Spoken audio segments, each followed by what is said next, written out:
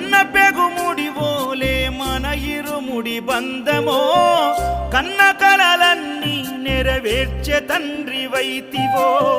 రెప్పచాటు కన్నీళ్ళే కష్టాలను మోసెరో తప్పులెన్ని ఉన్నాయో మన్నించి చేరదీయరో ఓర్వలేదు కలికాలం నాయి పయనం ఆపలేదు పలికిన నోరారా శరణం కాళ్ళు కాలిపోయినా సీమునెత్తురొచ్చినా